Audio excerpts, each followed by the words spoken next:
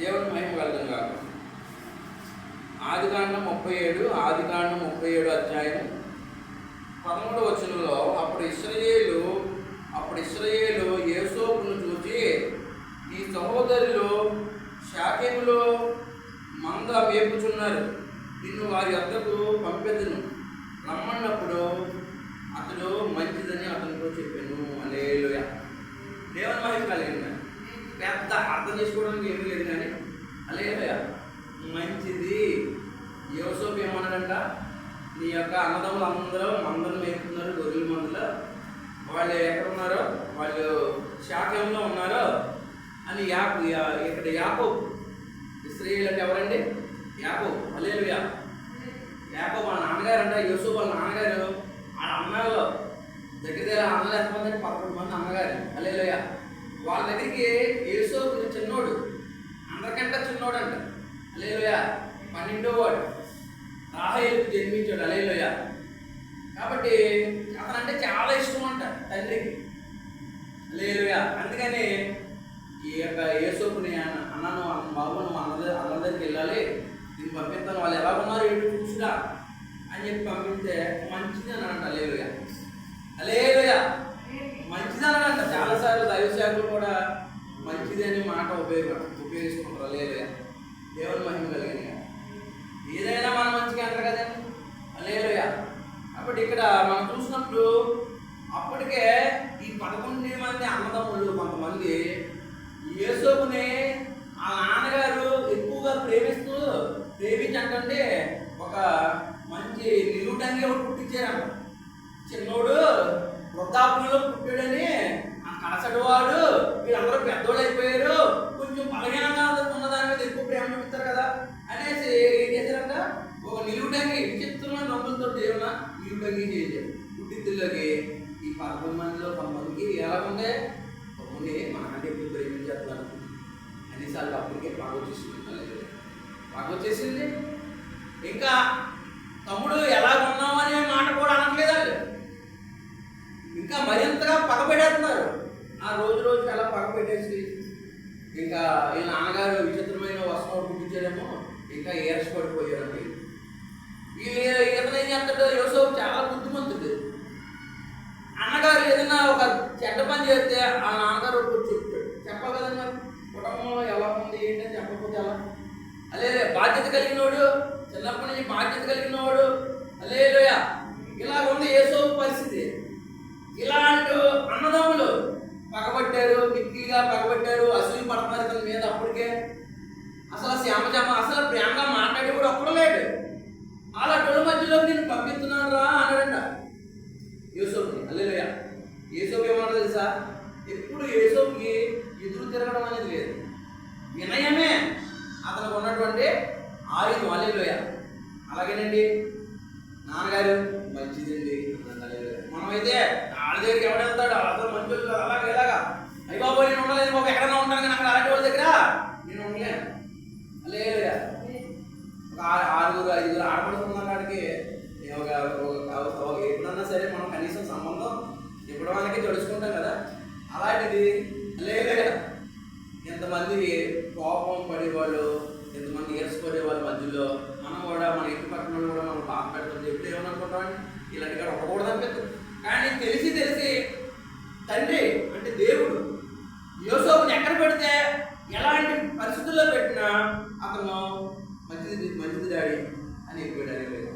దేవుడు ఇస్తాం. అలా వెళ్ళడంలో ఈ అల్లంట మొత్తానికి ఆ షాకేమో ఎబ్రోను ఈ ప్రాంతాలు దాటుకుంటా మొత్తానికి అన్నగారి మధ్యలోకి మొత్తం మీద అడవిలో వెళ్తున్నాడంటే యోసేపు దగ్గర వెళ్తుంటే దూరం చూసి ఆ కళ్ళగానే వాడు వస్తున్నాడు, తమ్ముడు వస్తున్నాడా అని గమ్మును పరిగెట్టుకుని వెళ్ళడం లేదు. రక్త సంబంధం ఎలా ఉంటుందండి, ఉప్పుంది పద్ధతి లేదా. మన దూరంగా ఉన్నప్పుడు కొంతమంది దూరం మనం మధ్య కలలేదు, మళ్ళీ కలుసుకుని మాట్లాడుకుంటాం, చిన్న అభిమానం ఉంటుంది కదా. అలాంటిది ఏమీ లేదు. ఏమీ లేకుండా ఏమంటారంటే అన్నదమ్ములు, రే కలగానే వాడు వస్తున్నాడు రా, ఇగో ఇన్ని చనిపేద్దాం. నేను కలగన్నందుకు ఆ కళ్ళలోనేమో ఇతను హీరో అయ్యాడు. వీళ్ళందరూ పక్కనే ఉన్నారు, మొత్తానికి ఎవరు పక్కనే ఉన్నారు కదా. హీరో ఎవరో హీరో అవడా. హల్లెలూయా. దేవుడు స్తోత్రం. తండ్రి మాట అన్నాడు, వినయంగా ఉన్నాడు. మరి బుద్ధి జ్ఞానం ఉన్నవాడు హల్లెలూయా. మొత్తానికి ఇతన్ని ఏం చేశారండి అన్నదమ్ములు? మరి చెప్పేద్దామంటే రూబీన్ అన్నవాడు అన్నాడంట, ఒరే చంపకూడదు రాడు మన రక్తసంబంధిరా అన్నాడంట. లేదు ఇంకోటి అన్నాడంట, ఇలా కాదురా ఈయన మనం ఉంచకూడదు, సరే ఏదో చేద్దాం మొత్తాన్ని. మళ్ళీ నాన్నగారికి సమాధానం చెప్పాలి, మళ్ళీ అడుగుతారు అంటే ఒక ఎండుకొని బావులో పడేసారంటే వీళ్ళందరూ పడేసి వీళ్ళందరూ భోజనం కూర్చున్నారు. నా అందులో పడేసి ఎంత మంచి అందంగా ఉన్నారు చూసారా, ఒక కష్టంలో ఉంటే వీళ్ళందరూ భోజనం కూర్చున్నారు. హల్లెలూయా. కూర్చుంటే ఈ లోపల ఈయన ఇలా కాదురా, ఈయన చంపితే పాపం అవుతుంది మన రక్తమంది కదా అని చెప్పేసి అతను జాగ్రత్త ఏం చేయాలంటే, అక్కడ ఎవరో ఇస్మాయిలీలు ఎవరో అక్కడ గోళం ఇలాంటివన్నీ అమ్ముకుంటారు కదా, వాళ్ళు అప్పుడు వ్యాపారస్తులు ఒంటి మీద వస్తున్నారు కదా, వాళ్ళకి అమ్మేశారంట. హల్లెలూయా. వాళ్ళకి అమ్మేశారంట. అమ్మే ఎందుకు 20 తులాలు ఎండికి అమ్మేశారంట. హల్లెలూయా. సొంత తమ్ముడిని తీసుకెళ్ళి బాధపెట్టి మాటలతో బాధపెట్టి అమ్మేశారంట. అమ్మేస్తే వాళ్ళు తీసుకెళ్ళిపోయారు. అది తీసుకెళ్ళిపోయి ఇతను ఏం చేశారంటే, వాళ్ళు తీసుకెళ్ళిపోయి పోతీఫర్ ఒక సైన్యాధిపతికి అమ్మేశారంట. అప్పుడు దాసులు కొనుక్కుని అమ్మేస్తే అతని దగ్గర ఎదురు చేరి అతని దగ్గర పనిచేస్తుంటే యెహోవా తోడున్నాడు కదా. అంటే కష్టపడే వాళ్ళకి బాధపడే వాళ్ళకి దేవుడు తోడున్నాడంటే, కష్టపడే వాళ్ళకి ఎప్పుడు బాధపడే వాళ్ళకి ఎప్పుడు దేవుడు తోడుంటాడు. మనం అనుకుంటాం మాటలు పడతాం అనుకుంటాం కదండి, పడ్డవాడు ఎప్పుడు చెడ్డవాడు కదా. హల్లెలూయా. అవి నామసేలే పడుతాయంట. చూడండి ఇప్పుడు ఈ అన్నదమ్ములు ఎలా బాధ పెట్టి ఎన్నో హింసలు పెట్టి అతన్ని చివరిగా అమ్మేసుకున్నారంటే అన్న దగ్గర దౌర్భాగ్యం ఏమైనా ఉంటుందా? అలాంటి అన్నదమ్ముల మధ్యలో ఇతను బయటికి వచ్చేసి ఈ పోతీఫర్ వేరే దేశంలో ఐగుప్తులో ఆ పోతీఫర్ సైన్యాధిపతి ఇంటికాడ అన్ని పనులు చేపంటే దేవుడు అతను తోడడం వల్ల, యోసేపు తోడడం వల్ల దేవుడు అతను తోడడం అన్ని పనుల్లో వదిలిపోతారట.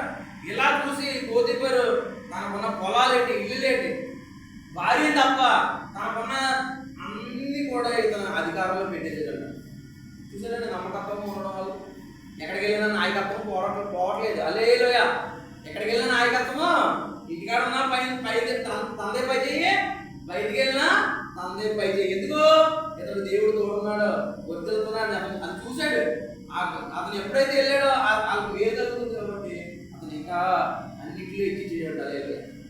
అయితే అక్కడ చిన్న విషయం జరిగింది ఏంటంటే, ఆ పోతీఫర్ భార్య ఇతని మీద కొన్నేసి 17 సంవత్సరాలు ఇతనికి అతన్ని బాధ పెట్టడం మొదలెట్టింది. అప్పుడైనా సరే మాటికి బాధపడుతున్నా సరే, నా యజమానుడు నిన్ను తప్ప నాకు అన్నీ అప్పచెప్పాడు, అతని దగ్గర నేను పాపం చేయకూడదని ఒకసారి గట్టిగా పట్టుకుంటే చొక్కా వదిలేసి పారిపోయాడు. హల్లెలూయా. ఎంత మంచివాడు చూడండి. అలా బాధ పెడుతుంటే నేను అతనే యజమానుడు అయిపోతూ ఉన్నాడు ఎవడైనా అదంటే. కానీ అతను అలా కాదండి, అది వదిలేసి పరిగెట్టుకుని పారిపోయాడు. హల్లెలూయా. ఇంకో దిల్లోకి పెద్ద కేకేసి అలా ఆయన దిల్లోకి ఈ విధంగా అమలు చేయకూడంటే మన భర్తకి ఎలాగైనా కోపడుతుంది. నమ్మేస్తాం కదా భార్య మాట, ఏ భర్తనా నమ్మేస్తాడండి. మనసు అవతల మనసు ఎలాంటి అన్నది అనవసరం. వెంటనే తీసుకెళ్ళి శరసాలు వేసాడు. ఇంతకు ముందేమో గోతులో బాధపడ్డా, బతిమాలాడు అంటండి. అన్నలో బతిమాలాడు, మీ తోడుకు అంటారు, నన్ను ఏమనకంటారా అంటే వాళ్ళు ఎవ్వరో జాలి పడలేదండి. అప్పుడు ఇప్పుడు కూడా ఎవరైతే ఏమి ఎక్స్ప్లెనేషన్ ఇవ్వలేదు ఎవరికి. ఇది ఎందుకంటే నాయమాన పక్షం ఉన్నప్పుడు నీతి మల్లవాడు ఎవరికి మనకి సభావ చెప్ప పని లేదు. జవాబు చెప్పకుండా ఏం చేయడంటే శుభ్రంగా ఆ జైల్లోకి పంపిస్తే జైల్లోకి వెళ్ళిపోతే ఇన్ని అతన్ని నొప్పిస్తుందంట. చేయని పాపానికి చేయని తప్పులకి ఇనుము కూడా అతన్నే బాధ పెడుతుందంట. హల్లెలూయా. కీర్తనలో 105లో ఉందండి. హల్లెలూయా. మీ బాధలు పడ్డ తర్వాత యెహోవా వాక్యం అతన్ని పరిశోధిస్తుంది. మనిషి ఎలా అంటాడు ఇంకా పరిశోధిస్తుంది. అంత నమ్మదగినోడు, అంత నీతిమంతుడు ఇంకా దేవుడు ఇంకా ఇనుమేసి ఏమంటాడు ఇటు. అక్కడ చెరసాల అధిపతి కూడా ఇతను ప్రవర్తన చూసి చెరసాల తాళాలు, చెరసాలలో ఉన్నటువంటి దొంగలు కూడా అప్పిపోయాడంట. నువ్వు జాగ్రత్త చూసుకోమని. హల్లెలూయా. ఎక్కడికి వెళ్ళినా ఇతను నమ్మకత్వం, దేవుడు అతను తోడుకోవడం వల్ల ఎంత మంచిది జరుగుతుంది, కీడు జరుగుతుంది, కీడులోకి మళ్ళీ మేలు జరుగుతుంది. మంచిది అని అనుకుని వెళ్ళాడు కాబట్టి. హల్లెలూయా. ఎటువంటి పరిస్థితి అయినా మంచిదని వెళ్ళాడు. హల్లెలూయా.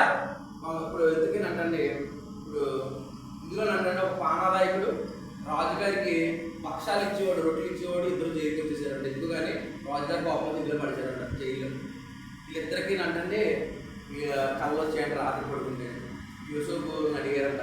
యూసుఫ్ మాకు కళ్ళు వచ్చాయి, 2 కళ్ళు వచ్చాయి, కథ చెప్పు అని చెప్పి అంటే ఆ యొక్క ఒకడికేమో అలా ఏంటంటే చూడండి ద్రాక్ష పళ్ళు ఈ వాటిలో చిగురులు రావడం అలాంటివి కళ్ళు వచ్చాయి. ఇంకోటికి ఈ రొట్టెలో ఉన్నాడు కదా, రొట్టెలు అన్ని చూడున్నాడు కదా, గంప మీద నుంచి రొట్టెలు జల్లాల పిండి వంటలు కింద పడిపోయినట్టు అక్కడ కళ్ళు వచ్చింది, కాకులు తిన్నట్టు అలా కళ్ళు వచ్చింది. అలేలుయా.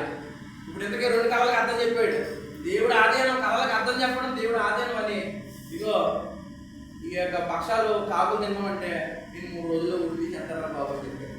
ఇక మళ్ళీ రాజుగారికి నువ్వు మళ్ళీ తిరిగి ఆ ద్రాక్షరాసం వేసేస్తావు అంటే నువ్వు మళ్ళీ నీ ఉద్యోగం నీకు వచ్చేదని అది చెప్పాడు. మొత్తానికి ఏదైతుందో వీళ్ళిద్దరు విడుదలైపోయారు, ఒకటి తెచ్చిపోయాడు, ఒకడు ఉన్నాడు. అలేలుయా. దేవుని మహిమ కలిగిన కాక ఇప్పుడు ఏమైనా తెలుసండి, రాజుగారి కాలు వచ్చిందంట. రాజుగారి కాలు వచ్చి కలవరపడిపోతున్నారు. ఏంటనంటే ఒక బలిష్టమైన ఆవులు లాంటి 7 బలిష్టమైన ఆవులు వచ్చాయంట అక్కడ కళ్ళలో.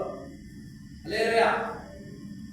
ఆ ఎద్దుల్ని అంటే ఎండిపోయిన ఎద్దుల్ని ఒక 7 బలిష్టమైన ఎద్దులు వస్తే మిగతా 7 పక్కసిపోయి వచ్చి ఈ యొక్క లావంటి ఆటలు తినేసాడు. అలేలుయా.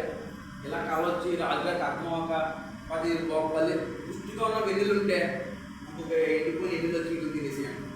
ఏంటి ఇలా కలవచ్చింది ఏంటి అని చెప్పేసి వాళ్ళు రాజుగారు కలవ వచ్చి ఏంటని అడిగితే ఎవరో కళ్ళ బాగా చెప్పాడు, ఎవరో చెప్పావు ఆ దేశంలో ఉన్నటువంటి విద్వాంసులు పెద్ద పెద్ద జ్ఞానులు అందరినీ పిలిపించేసాడంట. పిలిపించేస్తే అందులో ఒక్కడో కూడా చెప్పలేకపోయారంట. ఎవరు కావాలి బాగా చెప్తారంటే ఇప్పుడు ఈ ద్రాక్షరాసం వేసుకోవడం కదా రాజుగారికి, ఆడు ఆల్రెడీ అతను కళ చెప్పాడు కదా, అతను జ్ఞాపకం వచ్చి పలానా ఓడి చెప్తారంటే అప్పుడు ఇతన్ని ఆ యొక్క సంఖ్యల్ని పిలిపించి చెరసాలని పిలిచాడంట. ఏడు బాబు ఈ కళకు అర్థం అంటే అంత దేవుడు ఆధీనం అండి. ఇదిగోండి 7 సంవత్సరాలు కరువు రాబోతున్నాయి, ఆ బలిష్టమైన ఇద్దరు ఎన్నుకున్నారు. 7 సంవత్సరాలు బాగా పంటలు పండి అంత నిర్ధారంగా, కానీ ఇంకో 7 సంవత్సరాలు ఒక గింజ కూడా పండుతుంది. ఈ కరువులో మొత్తం అంతా కూడా ఇదంతా పోతుంది. నీకంట దైవ బుద్ధి కలిగిన వాడు ఎవడున్నాడు, నీకంట జ్ఞానం కలిగిన ఎవడున్నాడు, మా అందరి మీద అధికారం ఉంటే నేను కేవలం ఉంటానంతే. ఈ నా రాజ్యం మీద నువ్వు అధికారం ఉండు, నా పెద్దలకు బుద్ధి చెప్పాలి, నువ్వు అధికారిగా ఉండాలి. నీకంట జ్ఞానం కలిగిన ఎవడున్నాడు. పెద్ద పెద్ద కొట్లు కట్టించేటట్టు యేసోపు 7 సంవత్సరాల పంట అందులో పెట్టి మిగతా కరువులు 7 సంవత్సరాలు కూడా ఆ ప్రజలందరినీ పోషించడం. చివరికి అన్నదమ్ములు వచ్చారంట. ఎంత గొప్ప అన్నదమ్ములు ఉన్నారు కదా, ఏంటి తమ్ముడిని కళ్ళ కంటే చూడలేకపోయారు. ఆ అన్నదమ్ములు అందరికీ ఆహారం లేక మళ్ళీ ఇంటికి వచ్చారు. వాళ్ళందరూ మెడ మీద పడి ఏడిసి అన్నలారా మీరు నాకు కీడు చేద్దాం అనుకున్నారు, అది నాకు మేలుకే దేవుడు ఇలా చేశాడు అని అన్నాడు. కానీ ఒక్కరిని కూడా మీరు 10 రోజులు నాకు ఇలా చేశారు, మేము అందరినీ ఎండబెట్టేస్తున్నాం. అలేలుయా. అలా ప్రేమించాడు కాబట్టి మంచి చెడ్డ చేసినోడు కూడా కీడు చేసినోడు కూడా మంచి చేసే పుస్తకం ఉంది కాబట్టి అలేలుయా. దేవుడు అతను ఇంకా హెచ్చించాడు. చూసారండి ఆ 11 మంది అన్నదమ్ములు చూస్తుంటే మనలో మనం చూసుకుంటూ ఉంటుంది. అలేలుయా. వాళ్ళు ఏ మంచిదనం లేకపోయినా చూడండి యేసుక్రీస్తు ప్రభు వారిని కూడా బట్టలు ఎలాగైతే చీట్లు వేశారు అలాగే అతను కూడా బట్టలు కూడా ఆ తండ్రి ఇచ్చిన ఆ అంగీని చీట్లు వేసుకున్నారంట. హల్లెలూయా. అంతేకాదు 20 ఎండి నాణ్యాలకి యేసుని అమ్మేసినట్టు యేసుక్రీస్తు ప్రభు వారిని కూడా ఎండి నాణ్యాలకి అమ్మేశారు కదా. హల్లెలూయా. మంచిది. యేసు ప్రభువే తన తండ్రి చిత్తం నెరవేర్చడానికి మనలాంటి దేవుడు అంటే మంచోళ్ళకి చెడ్డలకు కూడా ఉపకారమై ఉన్నాడంట. నీతిమంతులు అనీతిమంతులు కూడా ఉపకారమై ఉన్నాడంట. మనలో మంచి స్థానం లేకపోయినా యేసు ప్రభు తన ప్రాణం పెట్టాడు లేదు. హల్లెలూయా. మనలో ఒక ఆలోచన మంచి వస్తుందండి అంటే అసలు ఏమి రాదు కదా. మానవులుగా మనకు మంచి ఆలోచన అనేది మంచి తలంపు అనే రాదు, మంచి బుద్ధి లేదు. హల్లెలూయా. అయినా యేసు ప్రభు మన కోసం వధించబడిన గొర్రె పిల్లగా మొత్తం చూడండి. ఆయన చీపంతా కూడా ఏదో చిన్న దెబ్బ తగిలి చిన్న తొక్కేస్తుంటేనే మనం ఇల్లు ఆడిపోతాం. అలాంటిది ఈ పంతా యేసు ప్రభు దున్నారు. ఈ పంతా కూడా ఆ కొరడాలు పెట్టి లాగారండి. ఎవరి కోసం? ఆ యోసేపు ఇప్పుడు ఆ ఇల్లు మొత్తం అతన్ని ఆ శరసాల్లో బాధ పెట్టింది. అదన్నీ ఎవరి కోసం? మళ్ళీ తిరిగి అలా అర్థంలే బాగుపడ్డారా లేదండి. హల్లెలూయా. కాబట్టి యేసు ప్రభు కూడా మనలాంటి చెడ్డవాళ్ళు ప్రేమించి రక్షించడానికి ఈ లోకానికి వచ్చారు. ఆయన గొప్ప మనకు చాలు. దేవుడే మనం మంచిదనుకుని ఎలాంటి పరిస్థితులను ముందుకెళ్తే దేవుడు మనకు మంచిగా చేస్తాడు. నేను కీడు అనుకోకుండా దేవుడు ఏ పరిస్థితుల్లో పెట్టినా వినయంగా మనం ముందుకెళ్ళామనుకోండి. హల్లెలూయా. వినయంతో ఉంటే దేవుడే మనల్ని ఆశీర్వదిస్తాడు. హల్లెలూయా. వినయంగా కలిగి ఎవరిని ఒక 15 మాట్లాడుకుంటా మంచి చేసినా చెడ్డ చేసినా ఓచుకొని ముందుకు వెళ్ళిన వాడికి ఎప్పుడు చేయమంటాడు. హల్లెలూయా. దేవుడు మనం ఆశీర్వదించుకుంటాడు. Praise lord. ప్రార్థన చేసుకుంటాం.